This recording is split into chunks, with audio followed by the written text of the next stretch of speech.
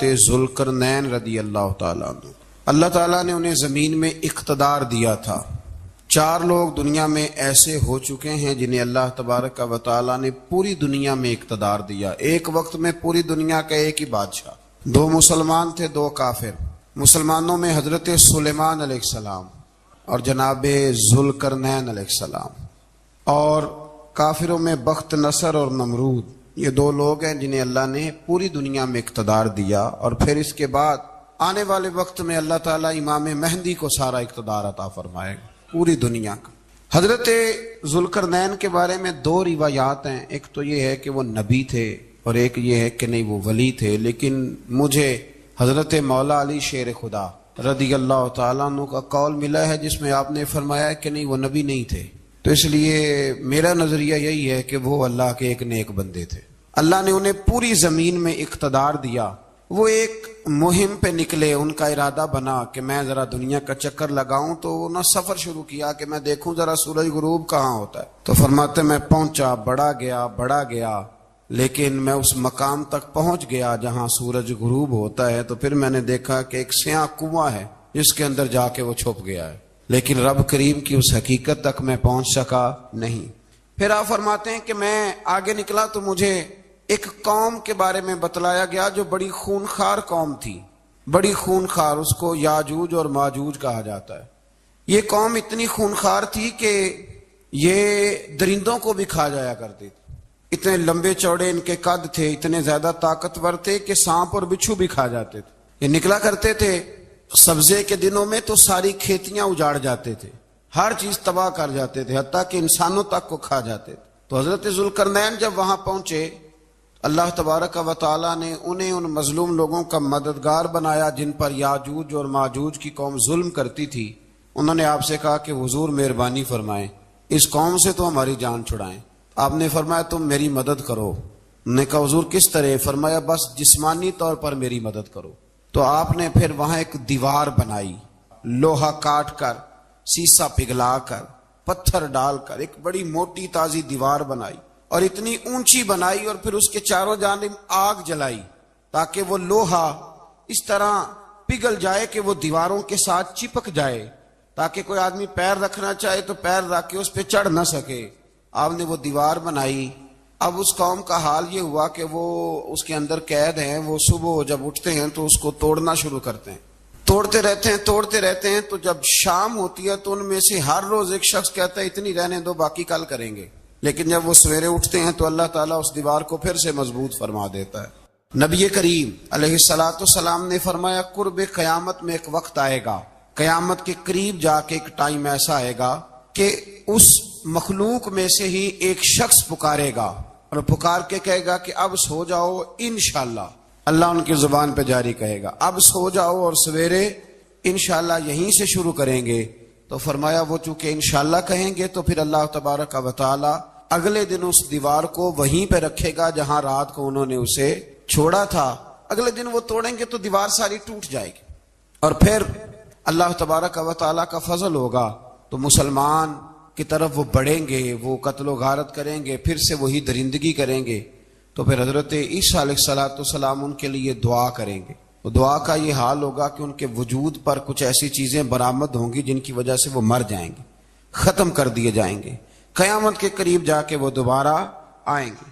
اس کے بعد پھر اللہ تبارک و تعالی نے سورہ کہف کی آخری آیات میں 7 سمندر اور ان جیسے اور بھی آ جائیں، فرمایا 7 سمندر ہوں اور ان جیسے اور بھی آ جائیں اور مل کر وہ روشنائی بن جائیں تو میرے رب کے کلمات ختم ہونے سے پہلے سمندر ختم ہو جائیں گے۔ اور آخری آیت میں اللہ تعالیٰ نے فرمایا کہ اے رسول صلی اللہ تعالی علیہ وسلم آپ کہہ دیجئے کہ میں تمہاری طرح ہی ایک بشر ہوں، انا بشر مثلکم، میں بھی تمہاری طرح ایک۔ اب مثلکم کا بہت سارے لوگوں نے ترجمہ اپنی طرح کا کر لیا ہے، حالانکہ حضور صلی اللہ تعالی علیہ وسلم نے فرمایا کہ بشر ہونے میں تمہاری طرح ہوں، رسول ہونے میں تمہاری طرح نہیں، اللہ کا حبیب ہونے میں تمہاری طرح۔ اور وہ یہ جو میں کہہ رہا ہوں نا نہیں، تو یہ صحیح بخاری کے لفظ ہیں، حضور نے فرمایا ایکم مثلی، کون ہے تم میں جو میری طرح ہو؟ اور تو اپنے رسول کے بارے میں یہ کہے کہ بکریاں چرا رہے تھے تو معاذ اللہ انہیں پتہ ہی نہیں تھا کہ میں نبی بن جاؤں گا، ایسی کوئی بات نہیں۔ اعلیٰ حضرت فرماتے ہیں اللہ اللہ وہ بچپنے کی پھبن، یعنی بچپن میں بھی رنگ ڈھنگ نرالے تھے میرے رسول کی. اللہ اللہ وہ بچپنے کی پھبن، اس خدا بھاتی صورت پہ لاکھوں سلام. اس خدا بھاتی صورت پہ. اور مرحوم اعظم چشتی نے بھی ایک جملہ بڑا خوبصورت کہا. اس نے کہا تیری حیات پاک کا ہر لمحہ پیغمبر لگے. انہوں نے اپنے چچا کو بے جان بتوں کی عبادت سے روکا، عذاب الہی سے ڈرایا. اس نے کہا کہ آپ ہمیں ہمارے خداؤں سے پھیرنا چاہتے ہیں، اس سے رک جائیں ورنہ ہم آپ کو سنسار کر دیں گے. ابراہیم علیہ السلام نے کہا کہ میں آپ کے لیے اپنے رب سے استغفار کرتا رہوں گا، وہ مجھ پر بہت مہربان ہے. تو اللہ تبارک و تعالیٰ نے انہیں اسحاق علیہ السلام بیٹے اور یعقوب علیہ السلام پوتے کی بشارت دی، اور یہ بھی فرمایا کہ یہ دونوں نبی بھی ہوں گے. پھر آیت نمبر 51 سے لے کر 58 تک مختلف انبیاء کا ذکر ہے. اللہ تعالیٰ نے اس میں فرمایا کہ حضرت موسیٰ کو برگزیدہ رسول، نبی اور اللہ کا رازدار کہا گیا، اور حضرت ہارون کی نبوت کا بیان بھی ہوا، اور حضرت اسماعیل کو وعدے کے سچے، نماز اور زکوٰۃ کا حکم دینے والے رسول اور نبی اور اللہ کا پسندیدہ قرار دیا گیا. ادریس علیہ السلام کو صدیق نبی قرار دیتے ہوئے فرمایا کہ ہم نے ان کو بلند جگہ پہ بٹھایا ہے. کہاں ہے ادریس علیہ السلام؟ چوتھے آسمان میں بھی، اور جنت کا قول بھی ہے. دو روایتیں ان کے بارے میں ملتی ہیں. ایک تو یہ ہے کہ وہ حضرت ملک الموت سے ایک دفعہ کہنے لگے تو میرا یار نہیں بن جاتا؟ اللہ ہی بھلا کرے. حضرت اسرائیل کو کہنے لگے دوست بن جاتے ہیں، دوستی ہو گئی. فرمانے لگے یار موت کا ذائقہ کیسے چکھاتا ہے؟ کہنے لگا میں آپ کو چکھا دیتا ہوں. آپ کو موت کا ذائقہ چکھایا اور دوبارہ پھر روح ڈال دی، آپ اٹھ کے بیٹھ گئے. کہنے لگے دوزخ تو دکھا، نے وہ بھی دکھا دی. فرمایا جنت تو دکھا، جنت بھی دکھائی. تو کہنے لگا واپس چلیں. فرمانے لگے اب تو نہیں جانا. کیوں؟ فرمایا رب فرماتا ہے ہم فیہا خالدون، جو جنت میں آئے گا یہیں رہے گا. میں کہا جناب وہ تو پہلے موت کا ذائقہ چکھنا ہے، پل صراط جو دوزخ کے اوپر ہے وہاں سے گزرنا ہے. تو آپ فرمانے لگے یہ دونوں کام میں کر چکا ہوں اور تو نہیں کرائے ہیں، لہذا میں آ گیا ہوں تو میں نے یہیں پہ رہنا ہے. اب حضرت ملک الموت علیہ السلام نے عرض کی مالک یہ تیرا بندہ. فرمایا تیری دوست بھی اس کے ساتھ لگی تھی تو میری توفیق سے ہی لگی تھی، اور یہ یہاں تک آئے بھی میری توفیق سے ہی ہے. میرا ارادہ بن گیا انہیں یہاں رکھنے کا. میری طلب بھی تو تیرے کرم کا صدقہ ہے، میری طلب بھی تو تیرے کرم کا صدقہ ہے. یہ پاؤں اٹھتے نہیں بلکہ یہ اٹھائے جاتے ہیں. تو یہ بھی تو اس کا کرم ہوتا ہے نا کہ وہ کس طرح کر کے کسی کو نوازتا ہے. آیت نمبر 59 میں اللہ تعالیٰ کے فرما بردار اور سرکش بندوں کے احوال اور جو ان کے آخرت میں احوال ہوں گے ان کا ذکر کیا گیا. آیت نمبر 66 میں بتایا گیا ہے کہ منکرین آخرت حیات بعد الموت کے بارے میں ہمیشہ شک میں مبتلا رہے. انہیں یقین ہونا چاہیے کہ مرنے کے بعد دوبارہ وہی خالق زندہ کرے گا جس نے پہلی بار بغیر کسی نام و نشان کے پیدا کیا. آیت نمبر 76 میں بتایا کہ جو لوگ گمراہی میں مبتلا ہیں ان کے ابتلا میں اضافے کے لیے مہلت کی مدت بڑھا دی جاتی، اور جو ہدایت یافتہ ہیں ان کو مزید استقامت نصیب ہوتی ہے. اللہ کے ہاں ثواب اور انجام خیر کے اعتبار سے باقی رہنے والی نیکیاں سب سے زیادہ بہتر. ایسی نیکیاں کریں جو باقی رہیں ہمیشہ. کیا کہتے ہیں؟ صدقہ جاریہ. آیت نمبر 81 میں فرمایا کہ مشرکین اس امید پر اللہ کے سوا معبودان باطل کی عبادت کرتے ہیں کہ مشکل میں ان کی مدد کریں گے. فرمایا ہرگز نہیں، وہ ان کے دشمن بن کے عبادت کا انکار کریں گے. آیت نمبر 88 میں بتایا کہ کفار نے اللہ کی طرف اولاد کی نسبت کر کے نہایت سخت بات کی. یہ تو اتنا سنگین جرم ہے کہ اس سے آسمان پھٹ پڑے، زمین شک ہو جائے اور پہاڑ ریزہ ریزہ ہو جائیں. مزید فرمایا کہ آسمان اور زمین میں جو کوئی بھی ہے سب اللہ کے حضور بندے بن کے حاضر ہوں گے. آیت نمبر 97 میں فرمایا جو لوگ ایمان لائے اور نیک کام کیے عنقریب رحمان لوگوں کے دلوں میں ان کی محبت پیدا فرما دے. یہ جو شرک والا معاملہ ہے نا یہ بڑا سادہ سا ہے. کچھ لوگ آج نئے فلسفی اٹھے ہیں تو وہ کچھ عجیب و غریب سی باتیں دہریوں جیسی کرنے لگے ہیں، اور بعض مضامین ہم دیکھتے ہیں تازے جو چھپتے ہیں ان کے اندر بھی وہ اشارتاً کنایاتاً مذہب کی بنیاد پر تقسیم نہیں ہونی چاہیے، انسان بحیثیت انسان قابل تکریم ہے. تو ایک بات سمجھ لیں کہ جو مکان کی رجسٹری آپ کے نام ہے اگر کوئی اور دعویٰ کرے اس کا تو آپ کو برداشت ہے؟ یہ ہو نہیں نہ سکتا میاں. ملک میں وزیر کئی ہو سکتے ہیں پر وزیر اعظم ایک ہوتا ہے، اس کو سمجھ لیں۔ تو جب اللہ کی توحید میں کو کسی کو شریک ٹھہراتا ہے تو وہ بہت بڑا جرم کرتا ہے، وہ بہت بڑا جرم کرتا ہے۔ یوں سمجھ لیں کہ جیسے آپ کی 5 مرلے کی زمین پہ کوئی آ کے قبضہ کرے، اسے مار دینے کو دل کرتا ہے۔ اس لیے یہ ساری زمین رب کریم کی ہے، آسمان و زمین کا خالق اور مالک۔ تو شرک ناپسندیدہ بات، ناپسندیدہ۔ سورہ طٰہٰ شروع ہوتی ہے۔ اس سورہ طٰہٰ میں نبی پاک صلی اللہ تعالی علیہ وسلم کو رب کریم نے فرمایا کہ محبوب قرآن اس لیے نازل نہیں کیا تھا کہ آپ مشقت میں پڑ جائے۔ نبی کریم لمبی لمبی نمازیں پڑھتے تھے، لمبی لمبی۔ تو قرآن مجید نے کہا طٰہٰ ما انزلنا علیک القرآن لتشقیٰ، محبوب قرآن اس لیے نازل نہیں کیا کہ آپ مشقت میں پڑ جائیں۔ حضور لوگوں کو بڑی جد و جہد کے ساتھ دین کی طرف بلاتے تھے، تو کہا محبوب قرآن اس لیے نازل نہیں کیا تھا کہ آپ مشقت میں پڑ جائیں، آپ تو مشقت کرنے لگ گئے۔ وہ یا رب اپنے محبوب کو کہہ رہا ہے، جیسے سورہ مزمل میں بات ہوئی نا کہ محبوب تھوڑا آرام بھی فرما لیا کر، محبوب تھوڑا آرام بھی فرمائے۔ پھر فرمایا کہ یہ قرآن نصیحت کے لیے نازل ہوا ہے، اور اللہ ظاہر و باطن سب کو جانتا ہے، اور وہ وحدہ لا شریک ہے، اور سارے اچھے نام اسی کے ہیں۔ آیت نمبر 10 میں فرمایا کہ مدین سے واپسی کے سفر کے دوران موسیٰ علیہ السلام اس واقعے کا بیان کیا کہ وہ اپنی جگہ پر رکے ہوئے تھے، تو وہیں انہیں غیب سے ندا آئی کہ موسیٰ میں آپ کا رب ہوں، آپ وادی مقدس میں ہیں تو ادباً اپنے جوتے اتار دیجئے، میں نے آپ کو چن لیا ہے، میرے پیغام وحی کو توجہ سے سنیے، میں اللہ وحدہ لا شریک ہوں، میری بندگی کیجیے، میری یاد کے لیے نماز قائم کیجیے، قیامت آنے والی ہے، اسی کی طرف آپ توجہ فرمائیے۔ اسی موقع پر آپ کو جو معجزات عطا کیے گئے ان کا بھی ذکر ہے، اور وہ ہم پیچھے بہت ساری جگہوں پہ اس کا ذکر کر آئے کہ اللہ تعالیٰ نے ان کو ایک ایسا عصا عطا فرمایا تھا کہ وہ ایک دم میں ہی بہت بڑا اژدہا بن جایا کرتا تھا، اور پھر حضرت سیدنا موسیٰ علیہ السلام اپنا ہاتھ گریبان میں ڈال کے نکالتے تھے تو آفتاب کی طرح روشن ہو جاتا تھا۔ اقبال کہتے ہیں یدے بیضا لیے بیٹھے ہیں اپنی آستینوں،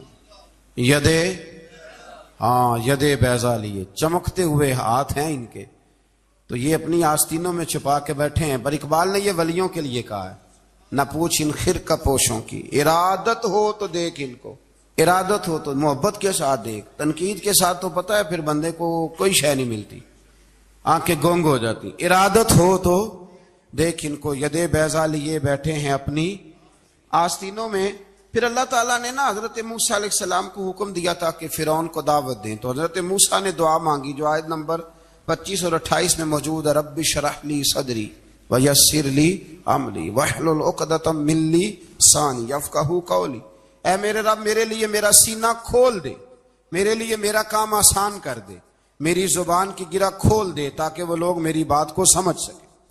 یہ آپ نے دعا فرمائی، اور آگے جا کے مزید آپ نے التجا کی کہ میرے خاندان میں سے میرے بھائی ہارون کو اس مشن میں میرا وزیر بنا دے تاکہ مجھے تقویت ملے، اور اسے میرا شریک کار بنا دیجیے۔ اللہ تعالیٰ نے ان کی اس دعا کو قبول فرما لیا۔ آیت نمبر 38 سے حضرت موسیٰ علیہ السلام کی پیدائش کا ذکر ہوتا ہے، اور یہ تقریباً آیت نمبر 76 تک چلتا ہے۔ واقعہ آپ نے پہلے بھی سنا ہوا ہے، اپنے لفظوں میں میں بھی عرض کیے دیتا ہوں۔ فرعون کو اس نے وہ خواب دیکھ لیا تھا کہ ایک ستارہ اٹھے گا اور پھر وہ گرے گا تو میری ساری سلطنت کو تباہ کر دے گا۔ نجومیوں سے اس نے پوچھ لیا، اس نے کہا کہ ایک بچہ پیدا ہوگا جو تیری سلطنت کو تباہ کرے گا۔ چاہیے تو یہ تھا کہ وہ توبہ کرتا، لیکن اس نے کیا کیا کہ اس نے بچوں کو قتل کرانا شروع کیا۔ یذبحون ابناءکم، ذبح کرا دیتا تھا تمہارے بیٹوں کو، اور بچیوں کو وہ زندہ رکھتا تھا۔ اللہ تبارک و تعالیٰ کی قدرت دیکھیے، رب بڑا ہی کریم ہے۔ آپ یقین کریں مولا کے دینے کے انوکھے ہی انداز ہیں۔ یعنی حضرت موسیٰ کوہ طور کے پاس آگ لینے جائیں تو اللہ تبارک و تعالیٰ پہلی وہی فرما کے نبی بنا لے۔ بھائی حضرت یوسف کو کنویں میں ڈالے تو رب وہاں سے نکال کے مصر کا حکمران بنا دے۔ وہ بڑا ہی بے نیاز ہے، مولا کے دینے کے انداز بڑے ہی انوکھے ہیں، وہ بڑے انوکھے انداز میں نوازتا ہے۔ تو حضرت موسیٰ جب پیدا ہوئے تو ان کی والدہ نے پتہ کیا کیا، ان کو ایک صندوق میں بند کر کے دریا میں بہا دیا۔ اب دریا میں بہتے جا رہے ہیں تو ماں تھی تو پریشان بھی ہو گئی، ان کی ہمشیرہ کو کہنے لگی ذرا دھیان رکھنا کدھر جاتے ہیں۔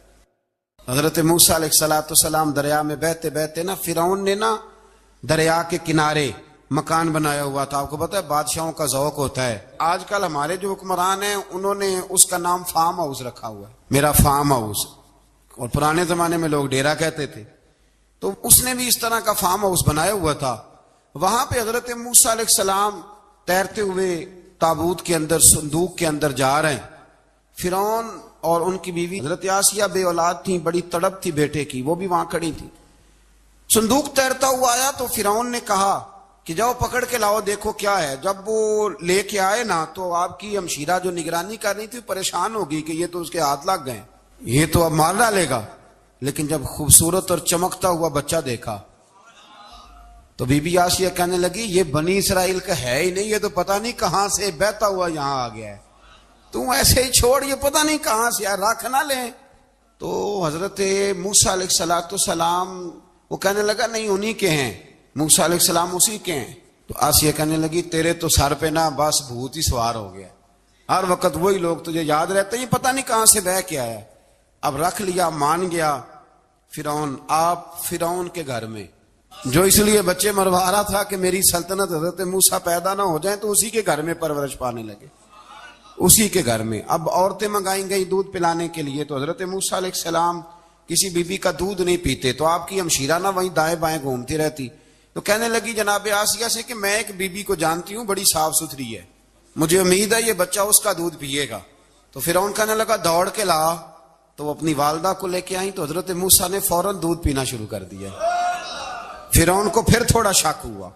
ایک روایت یوں بھی لکھی ہے بعض لوگوں نے کہ فرعون ایک دن اٹھایا ہوا تھا، حضرت موسیٰ کی ابھی تھوڑی سی عمر تھی، تو آپ نے اس کی داڑھی پکڑ کے تو ایک گھونسا دے مارا، جلالی تو شروع سے ہے نا۔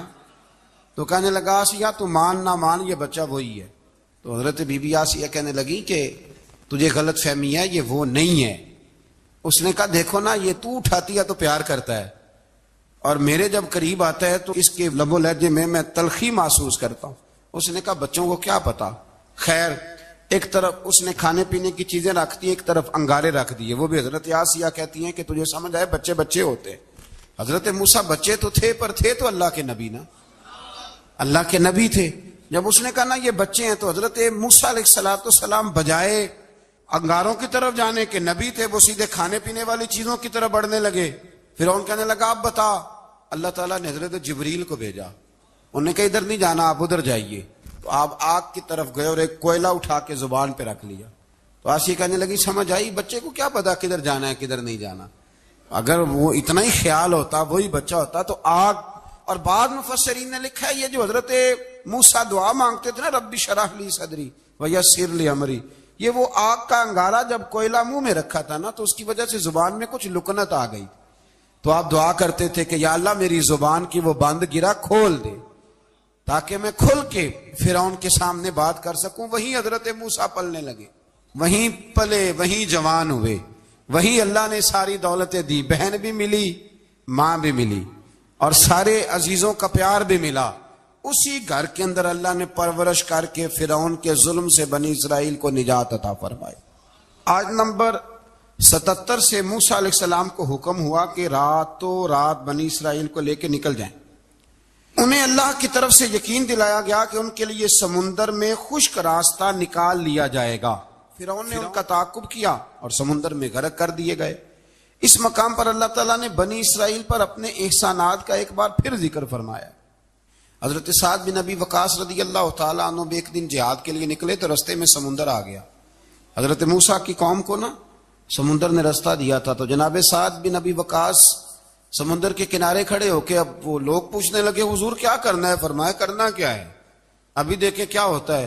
تو فرمانے لگے وہ سمندر و دریا اگر تو حضرت موسیٰ کی نافرمان قوم کو رستہ دیتا ہے تو ہم تو رسول اللہ کے فرما بردار غلام ہیں، ہمیں بھی رستہ دے۔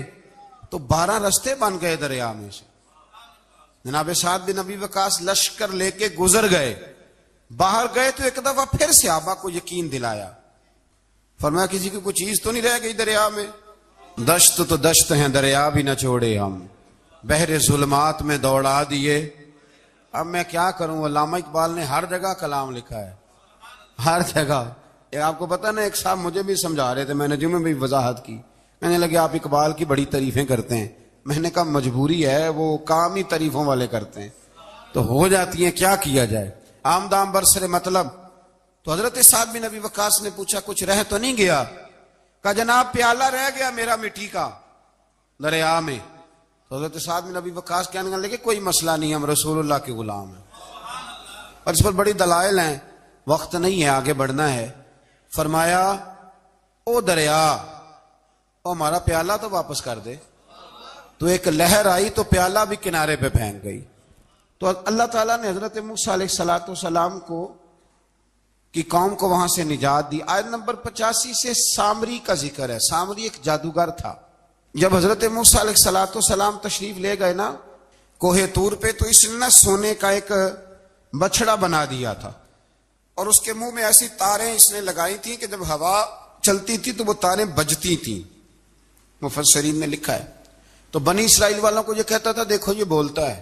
تو بڑے کمزور ایمان کے لوگ تھے، اس طرف متوجہ ہو گئے.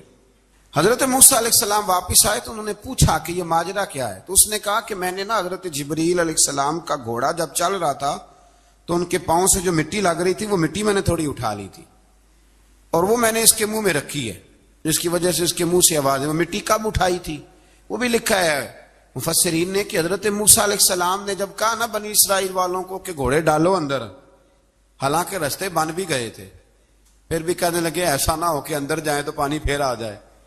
تو یہ جاتے نہیں تھے، ڈرتے تھے، کمزور ایمان کے لوگ تھے نا. اصل مسئلہ نا اندر کا ہے. آپ یقین کریں یہ بڑی باکمال بات ہے. میں تو اس نتیجے پہ پہنچا ہوں تھوڑی سی زندگی گزار کے کہ یقین اگر مضبوط ہو نا تو انسان کی زندگی کا ہر کٹھن رستہ آسان ہو جاتا ہے. لیکن جن لوگوں کے اندر مسائل بہت زیادہ ہوتے ہیں ان کے لیے بیرونی کوئی کام کرنا بھی بڑا ہی مشکل ہوتا ہے. تو یہ لوگ کہنے لگے کیسے اندر جائیں گے تو پھر نہ پانی مل جائے. تو حضرت جبریل امین آئے گھوڑی پہ بیٹھے ہوئے، انہوں نے آگے آگے گھوڑی دوڑائی. تو آگے گھوڑی دوڑی تو ان کے گھوڑے خود بخود پیچھے دوڑ پڑے. حضرت سیدنا جبریل کی گھوڑی جہاں پیر رکھتی تھی وہاں سے سبزہ اگتا تھا. سامری جادوگر تھا، حیرت انگیز چیزوں کو جمع کر لیتا تھا. اس نے وہ جمع کر کے رکھ لی اور بچڑا بنا دیا. تو حضرت موسیٰ علیہ السلام نے جب اس سے پوچھا تو اس نے یہ بات بتائی اور کہنے لگا یہ تدبیر مجھے میرے نفس نے سجائی تھی. حضرت موسیٰ نے اس سے کہا تو یہاں سے چلا جا، زندگی میں تیرے لیے وحشت کی سزا ہے اور تیری سزا کا وقت آخرت میں مقرر ہے. وحشت کا بھی عذاب ہوتا ہے کچھ لوگوں کو وحشت کا عذاب یہ ہوتا ہے. یعنی انسان ہر وقت خوف زدہ رہے. آیات بتاتی ہیں کہ اس پر کون سا عذاب ہے، اس پر ایک وحشت طاری رہے. اللہ سے دعا مانگیں اللہ تبارک و تعالی ان ساری آزمائشوں سے ہمیں محفوظ فرمائے. اسی تسلسل میں پھر قیامت اور سور پھونکے جانے کا ذکر ہے. آیت نمبر 105 سے فرمایا کہ لوگ آپ سے پہاڑوں کے متعلق سوال کرتے ہیں، آپ ان سے کہہ دیجئے میرا رب انہیں ریزہ ریزہ کر دے گا اور پوری زمین ہموار میدان کی طرح ہو جائے گی. آیت نمبر 109 میں قیامت کی ہولناکیوں کا ذکر ہوا اور فرمایا آج اللہ کی بارگاہ میں کسی کو مجال شفاعت نہیں ہوگی سوائے اس کے جسے وہ اذن شفاعت عطا کرے اور جس کے قول سے وہ راضی ہو. آیت نمبر 110 سے اکڑی گردنوں کے حی و قیوم کے سامنے جھکنے، ظالموں کے نامراد ہونے اور مومنین صالحین کے کامیاب ہونے کا ذکر ہے. آیت نمبر 114 میں علم میں اضافے کی تعلیم کے لیے دعا ارشاد فرمائی گئی ہے جو بڑی معروف ہے، رب زدنی علما. آیت نمبر 115 سے اس بات کا ذکر ہے کہ آدم علیہ السلام جو جنت میں درخت کے قریب چلے گئے تو یہ ان کی بھول اور اجتہادی خطا تھی. اللہ نے خود وضاحت فرما دی اور انہوں نے قصداً اللہ کے حکم کی نافرمانی نہیں کی. آدم علیہ السلام کو جنت میں داخل کر کے بتایا کہ یہاں نہ بھوک لاحق ہوگی، نہ بے لباسی ہوگی، نہ پیاس لگے گی، نہ ہی دھوپ کی تپش محسوس ہوگی، اور یہ کہ آپ اپنے دشمن شیطان کی چالوں سے بچے رہیں گے. اس مقام پر قرآن نے اس موضوع کو پھر بیان کیا کہ شیطان نے وسوسہ ڈالا اور مخلص اور ہمدرد کا روپ دھار کر ان کو بہکایا. انہوں نے ممنوع درخت سے کھا لیا سو ان کے ستر کھل گئے اور جنت کے پتوں سے اپنے ستر کو ڈھانپنے لگے. پھر اللہ نے ان کی توبہ قبول کی اور جنت سے زمین پر بھیج دیا۔ آیت نمبر 124 سے اللہ تعالیٰ نے فرمایا جو ہماری یاد سے غافل رہے گا ہم اس کے لیے معیشت تنگ کر دیں گے۔ وَمَنْ أَعْرَضَ عَنْ ذِكْرِي فَإِنَّ لَهُ مَعِيشَةً ضَنْكًا، جو ہماری یاد سے غافل ہوگا اس کے لیے زندگی اس پر اللہ تبارک و تعالی ہر وقت اپنی یاد کی توفیق عطا فرمائے۔ آیت نمبر 130 سے اللہ تعالیٰ نے ارشاد فرمایا ان کی باتوں پر صبر کیجئے، سورج کے طلوع اور غروب ہونے سے پہلے اپنے رب کی حمد کے ساتھ تسبیح پڑھتے رہیے، اور رات کے بعض اوقات میں اور دن کے حصوں میں بھی تسبیح پڑھتے رہیے، تاکہ آپ کا رب راضی ہو جائے اور آپ بھی راضی ہو جائیں۔ مزید فرمایا کہ اپنے اہل خانہ کو نماز کا حکم دیں اور خود بھی نماز پر قائم رہیں، اور نیک انجام صرف تقوی پر کاربند لوگوں کے لیے۔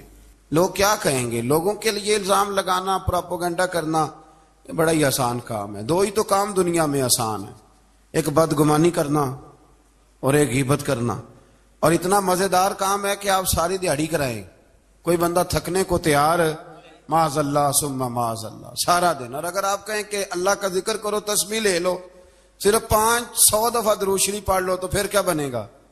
کام یاد آ جائے گا، بہت سارے لوگوں نکل لیں گے۔ کبھی کبھی کچھ چیزیں بڑی یاد رہ جاتی ہیں۔ ایک شاعر نے ایک شعر کہا تھا، میری تھوڑی سی شعری ذوق ہے تو مجھے دلچسپی ہے، رہ جاتی ہیں کچھ باتیں ذہن میں۔ ایک دفعہ ہمارے ایک دوست کے بارے میں کچھ پراپیگنڈا ہونے لگا، تو میں نے انہیں ایک شعر لکھ کے بھیجا، مجھے یاد تھا، میں نے ایک شعر لکھا۔ کسی شاعر نے کہا تھا کہ مخلوق تو فنکار ہے اس درجہ کے پل بھر میں، سنگے در کعبہ سے بھی اصنام تراشے۔ کعبے کے اندر سے مٹی لے کے لوگ بت بنا لیتے اور اللہ کا شریک بناتے ہیں۔ تو کہنے لگا شاعر کہ مخلوق تو فنکار ہے اس درجہ کے پل بھر میں، سنگے در کعبہ سے بھی اصنام تراشے، تم کون ہو کیا چیز ہے داغ کبابی، لوگوں نے تو مریم پہ بھی الزام تراشے۔ لوگ تو منٹ لگاتے ہیں، وہ جو رہی مسجد میں، پلی مسجد میں، لوگوں نے الزام لگانے کا وقت آیا تو الزام لگا دیا، سید عائشہ صدیقہ پہ لگا دیا، صدیق کی بیٹی اور صدیقہ۔ آپ سوچ سکتے ہیں کہ لوگ کہاں تک جاتے ہیں اور باتیں کہاں تک پہنچتی ہیں۔ تو یہ میرے رب کریم کا فضل اور کرم ہے کہ جناب مریم کی برات کا اعلان بھی قرآن نے کیا، اور حضرت عائشہ صدیقہ کی برات کا اعلان بھی قرآن پاک نے فرمایا، یہ بھی قرآن مجید نے فرمایا ہے۔ اور کل پرسوں بھی بات ہو رہی تھی حضرت یوسف علیہ السلام کی، تو الزام تو لگتے رہتے ہیں۔ تو میں نے اس دن بھی سوال کیا تھا، پھر دہراتا ہوں کہ غلطی کیا تھی حضرت یوسف کی؟ کبھی کنواں اندھیرا، کبھی بھائیوں کے تھپڑ، کبھی مصر کا بازار، اور ذرا سوچو تو صحیح جب بولیاں لگتی ہیں انسان کی تو کیا حال ہوتا ہے۔ اور پھر ذرا یہ بھی تو دیکھو نا کہ جب زلیخا نے الزام لگایا تو پھر کیا حال ہے، اور پھر 12 سال کی جیل پر رب فرماتے ہیں شانیں میں نے یوسف کو ہی عطا فرمائی ہیں۔ تو حضرت مریم سلام اللہ علیہا جب وہ بیٹا لے کے گئی ان کے پاس تو انہوں نے کہا یہ کہاں سے آ گیا؟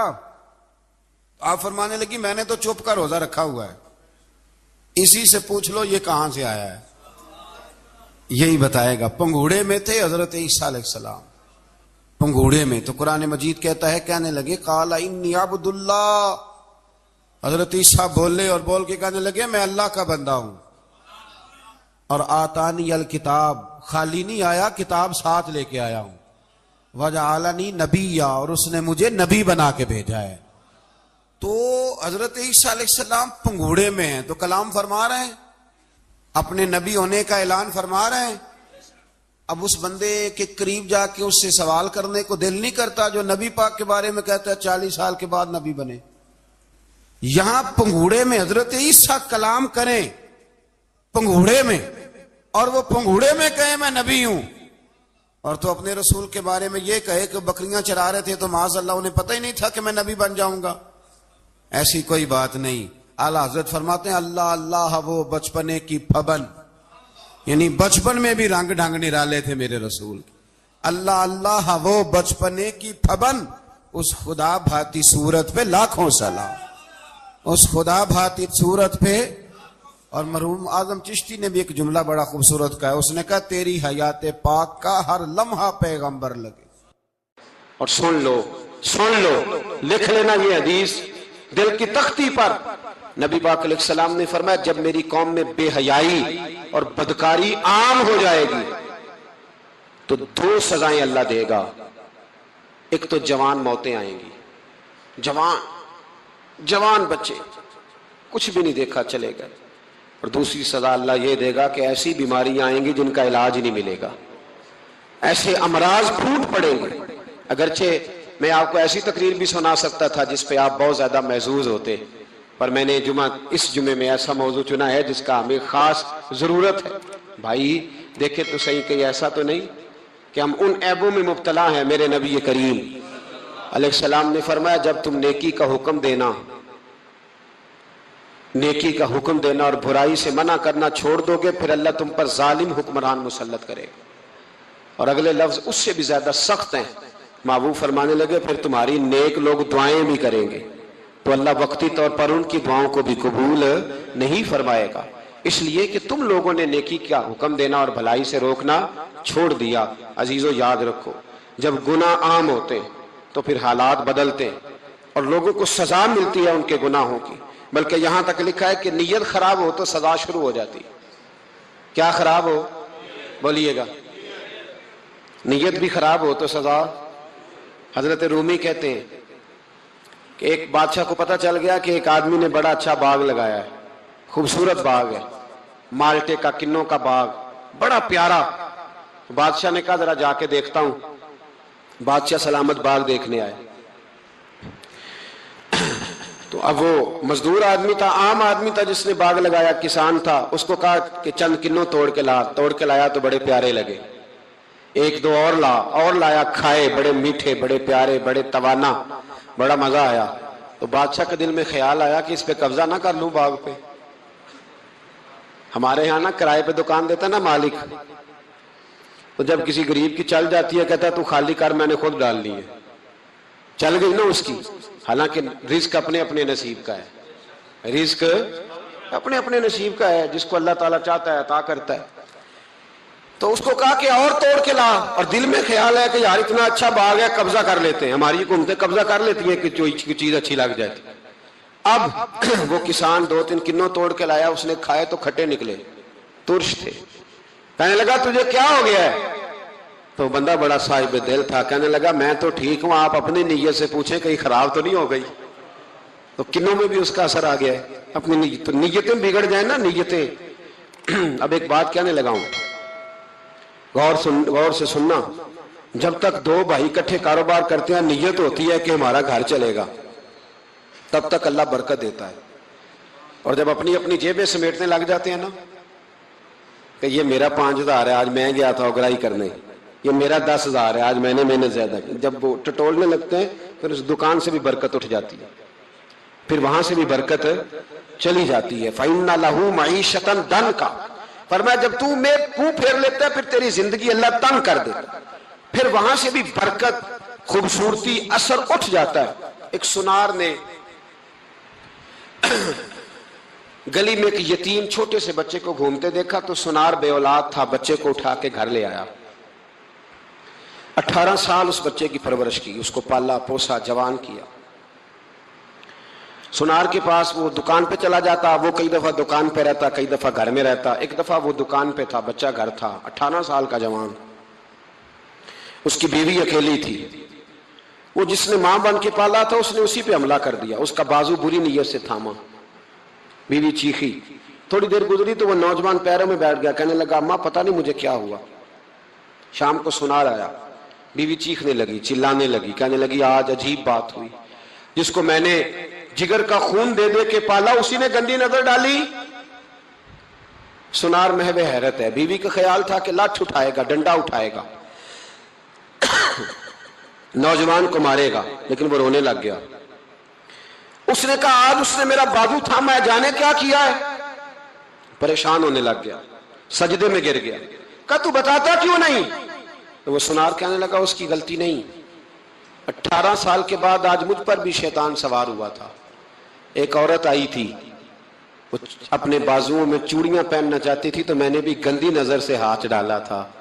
رب کریم نے مجھے فوراً اس کی سزا دی. جن کے گھروں میں بیٹیاں ہوتی ہیں ان کی نظریں گندی نہیں ہوتی. جو بیٹیوں کے باپ ہوتے ہیں، جو بہنوں کے بھائی ہوتے ہیں، ان کی نظریں گندی. اور اگر تو ٹیلی فون کرتا ہے، تو کسی عورت کے ساتھ تعلق رکھتا ہے تو یہ بات لکھ لے، امام فخر الدین رازی 1، علامہ اسماعیل حقی 2، ملا جلال الدین رومی 3، امام خازن 4، امام جلال الدین سیوطی 5 حدیث کے استاد اور محدث لکھتے ہیں کہ اگر تو کسی پر گندی نظر ڈالے گا تو تیرا گھر بچ سکتا، یاد رکھ نہیں بچے گا، اس لیے کہ تیری نظر کسی کی بیٹی کو بیٹی سمجھ تاکہ تیری بچی کا پردہ قائم رہے، کسی کی بہن کو، یہ کیا بات ہوئی کہ تو جتنا مرضی گند معاشرے میں پھیلاتا رہے تیرا گھر بچا رہے، یہ کیسے ہو سکتا ہے؟ فَإِنَّ لَهُ مَعِيشَةً ضَنْكَ، اللہ فرماتے ہیں زندگی تنگ ہو جائے گی تیرے لیے مشکل، تو ڈھونڈتا پھرے گا کہ میں مرنے کو جگہ تلاش کروں۔ سچی توبہ کرے، کھری توبہ کرے، یہ گناہ انسان کو مجبور کر دیتے ہیں۔ حضرت عبداللہ بن مبارک رحمت اللہ تعالی علیہ، ان کے سینکڑوں شاگرد تھے، ایک شاگرد کے انتقال کا وقت آیا تو گھر گئے ملنے، آپ کہتے ہیں میں نے زور لگا لیا پر اس کی زبان پر کلمہ جاری نہیں ہوا، میں اسے کہتا کلمہ پڑھ پر اس کی زبان پر جاری، اللہ اکبر، بہت بڑی نعمت ہے، دعا فرمائیں اللہ ایمان کی موت عطا فرمائے، ایمان کی موت دے اللہ کریم، ایمان کی موت دے۔ ایسے بھی لوگ دیکھے ہیں، مسجد نبوی ہے، رسول اللہ کا شہر ہے، سر سجدے میں ہے، روح پرواز کر گئی، روح پرواز، کتنا نصیبوں والا ہے، کتنا نصیبوں والا ہے کہ مسجد نبی میں سر سجدے میں رکھا ہے، اور اللہ تبارک و تعالیٰ نے محبوب کے قدموں میں موت عطا فرمائی۔ تو حضرت عبداللہ بن مبارک کہتے ہیں میں نے اس کو کہا کلمہ پڑھ تو اس کی زبان پہ جاری نہیں ہوتا، میں بار بار کہتا تو وہ منت کرتا، کہتا حضور میں کوشش کرتا ہوں جاری نہیں ہوتا۔ فرماتے میں پریشان ہو کے اٹھا، ابھی میں دروازے پہ پہنچا تھا اس نے چیخ ماری اور روح پرواز کر گئی، بچے رونے لگے، بیوی رونے لگی، تو میں نے اس کی بیوی سے کہا کہ جرم کیا کرتا تھا، اتنا بڑا پاپی پہ کلمہ جاری نہیں ہوا؟ اس کی زوجہ کہنے لگی حضرت جی 2 گناہ تھے اس کے، ایک تو یہ شراب کا عادی تھا، روکتی تھی باز نہیں آتا تھا، اور دوسری بات یہ کہ یہ اپنی اماں کا نافرمان تھا، وہ 2 گلیاں چھوڑ کے رہتی ہے، ایک ابھی ملنے نہیں گیا تھا، اس بوڑھی کا کلیجہ اس کی طرف سے بڑی تکلیف میں تھا۔ تو حضرت عبداللہ بن مبارک کہنے لگے جا تو بھی دعا کر، اس کی ماں کو بھی کہہ دعا کرے کہ یہاں تو یہ کلمہ نہیں اسے نصیب ہوا، اللہ کرے اللہ آخرت کی منزلیں اس کی بہتر فرما دے۔ میرے بھائی ایسے گناہ، حضرت مالک بن دینار نے توبہ کی انہوں نے، کس طرح؟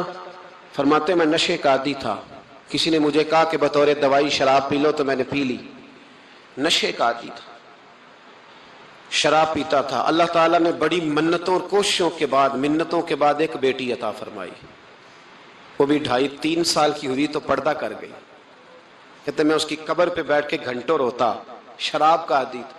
ایک دن سویا تو خواب دیکھتا ہوں کہ میرے پیچھے ایک بڑا سانپ لگ گیا، اور سانپ جب منہ کھولتا ہے تو انگارہ نکلتا ہے، میں پھر دعا کرتا ہوں اللہ ہمیں معاف فرمائے، اللہ ہم سے درگزر۔ میں کچھ قبرستانوں میں جاتا ہوں تو میں وہاں سانپ بچھو پھرتے ہوئے دیکھتا ہوں، اور ڈر آتا ہے کہ ہم یہاں آنے والے ہیں، یہ لوگ کہہ رہے ہیں کہ تمہاری تیاری ہے، کسی وقت بھی اعلان ہو جائے گا کہ چلو بھائی چلو فلاں صاحب کا جنازہ ہے، اٹھو، لوگ کہتے ہیں جلدی کرو، اور ایک کونے میں ایک شخص یہ بھی کہتا ہے کہ دیگ بھی رکھ لو مہمان بڑے جمع ہو گئے، اور ایک کونے میں لوگ یہ بھی کہتے ہیں کہ برف ٹھنڈی لے آؤ، لوگوں نے پانی بھی پینا۔ پہلے اعلان ہوتا ہے کہ فلاں فوت ہو گیا، پھر اعلان ہوتا ہے جنازے کا ٹائم ہو گیا، پھر اعلان ہوتا ہے جنازہ اٹھایا جائے گا، اور پھر بات ختم ہو جاتی ہے، پھر کل من علیہ فان، پھر کوئی نہیں پوچھنے آتا، ختم ہو گئے، قصہ ہی ختم ہو گیا، ان لوگوں کی کہانی مٹ گئی، ختم ہو گئے، بڑے بڑے کج کلا، کوئی پوچھنے والا نہیں۔ موت کا راج ہے موت کا راج، موت راج کرتی ہے بس، اور کسی کا راج نہیں، وہ راج کرتی ہے، جدھر جاتی ہے اسی کا راج ہے، راج کر رہی ہے۔ تو حضرت مالک بن دینار کہتے ہیں قبرستان میں نے دیکھا، میں خواب دیکھتا ہوں بڑا اژدہا، اس کے منہ کے اندر آگ، میرا پیچھا کر رہا ہے، کہتے میں خواب دیکھ رہا ہوں، میں دوڑا، لیکن وہ اژدہا جب میں دوڑا تو میرے آگے آ کے کھڑا ہو گیا، میں مشرق کو دوڑا تو وہاں بھی آ گیا، مغرب کو دوڑا تو وہاں بھی آ گیا۔ جناب مالک بن دینار کہتے ہیں ایک بوڑھا شخص کمزور مجھے بچانے آیا، پر اس اژدہا نے پھونک ماری تو وہ بوڑھا آدمی دور جا گرا۔ کہتے میں چیختا تھا، چلاتا تھا، ایک پہاڑی پہ میں بھاگا گیا تو وہاں مجھے میری بیٹی ملی، مجھے فوت ہو گئی۔ وہ اس اژدہے کے آگے اس نے یوں ہاتھ کیا تو اژدہا پیچھے بھاگ گیا، میں نے بیٹی کو گود میں اٹھایا، میں نے کہا بیٹی یہ کون تھا؟ کہنے لگی ابا یہ تیرا برا عمل تھا، یہ تیرا برا عمل تھا، یہ تجھے کھا جاتا اگر میں نہ ہوتی۔ تو کہا یہ بوڑھا جو مجھے بچانے آیا یہ کون تھا؟ کہا یہ تیرا اچھا عمل تھا پر کمزور بڑا تھا، تھوڑا تھا، یہ تیرے برے عمل کا مقابلہ کرنے کی ہمت نہیں رکھتا تھا۔ حضرت مالک بن دینار کہتے ہیں میری بیٹی نے خواب میں میری داڑھی پکڑ لی اور کہنے لگی ابا میں چاہتی ہوں تو صحیح ہو جا، ایسا نہ ہو کہ پھر تیرے پیچھے یہ ازدہ لگ جائے۔ حضرت مالک بن دینار کہتے ہیں جب میں سو کے اٹھا تو میری داڑھی آنسوؤں سے بھری ہوئی تھی، پھر اس کے بعد میں نے توبہ کی، اس طرح کی توبہ کی کہ پھر میں نے کوشش کی کہ دوبارہ میں اپنے رب کی نافرمانی نہ کروں۔ حضرت عبداللہ ابن عباس فرماتے تھے جو دنیا میں ہنس ہنس کے گناہ کرتے ہیں نا، محبت آل اپنی دی مست کری اس جاموں،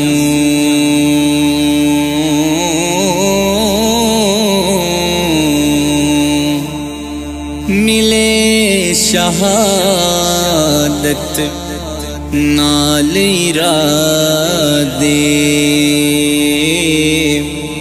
رکھ ہر رنجوں آموں، تجھ پر ہون درود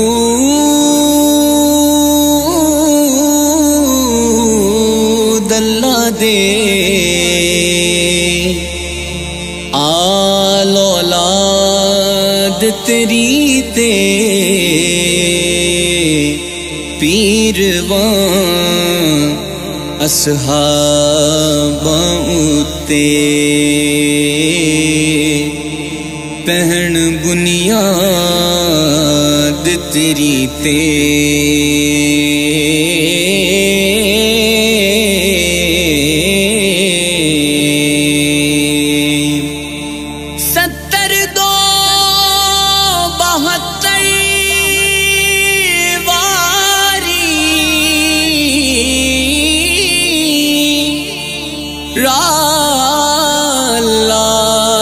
وکیا دوویں ایمان دتے را مولا، پھر صبر کر ٹکیا، ربانا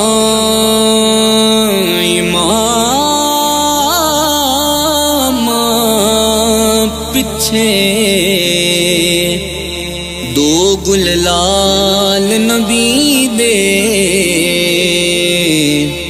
پاک شہید پیارے تیرے،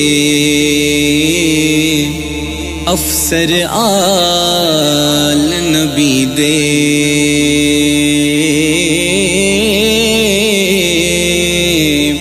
پاک شہید پیارے تیرے، افسر آل نبی دے، سیخا اترے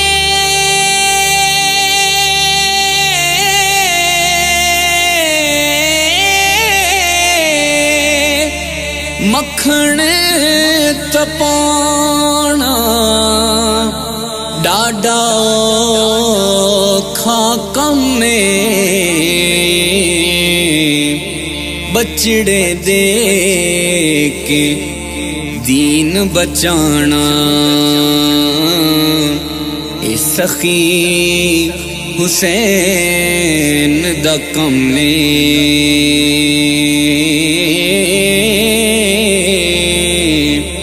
بچڑے دے کے دین بچانا،